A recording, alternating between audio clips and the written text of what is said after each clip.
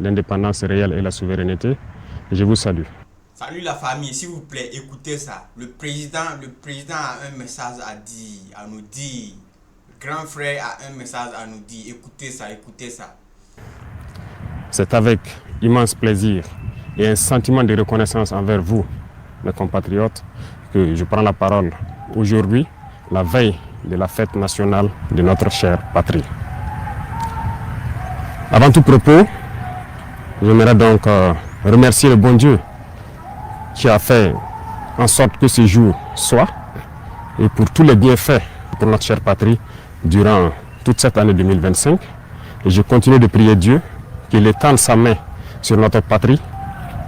Je rends un vibrant hommage à toutes nos forces combattantes qui aujourd'hui, depuis plus d'1 an, sont lancées dans une offensive audacieuse dans des territoires qui étaient autrefois considérés comme des bastions de l'ennemi et qui sont en train d'effectuer avec brio la reconquête de notre territoire. Plusieurs zones ont été reconquises en 1 mois où nos forces combattantes ont mis pied et s'y sont installées. Toutes les résistances ennemies qui sont opposées à nos forces ont été écrasées et nous n'avons connu aucune perte en vie humaine au cours de ces offensives, rien que quelques blessés légers. D'ailleurs, ces blessés à qui je souhaite un prompt rétablissement et à tous les blessés de cette barbarie qui nous a été imposée. La souveraineté n'est pas qu'un mot, c'est un ensemble. Pour atteindre notre souveraineté pleine et entière, il a fallu passer par la révolution. Cette révolution progressiste populaire décrétée est en cours. Le Burkina Faso aujourd'hui est une vitrine, est un modèle. Nous sommes observés, les gens nous suivent et nous n'avons pas le choix que de réussir. Et j'ai ce plaisir de dire que nous sommes sur la bonne voie et que nous allons réussir. C'est pourquoi tous ceux qui se battent pour atteindre cette souveraineté, cette indépendance réelle, je les exhorte à continuer le combat.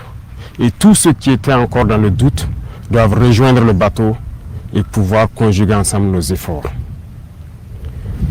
Tous ceux qui communiquent pour éveiller la conscience de nos populations doivent encore amplifier la communication, intensifier, redoubler d'efforts. Des exemples nous sont donnés à travers le monde, à travers l'Afrique.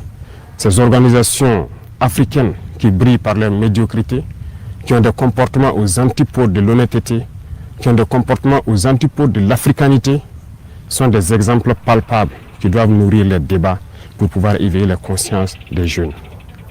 À tous ces opérateurs économiques qui avaient l'habitude depuis des décennies d'exporter nos matières premières et de réimporter des matières finies, je les exhorte à changer de logiciel, à comprendre qu'il faut industrialiser notre patrie.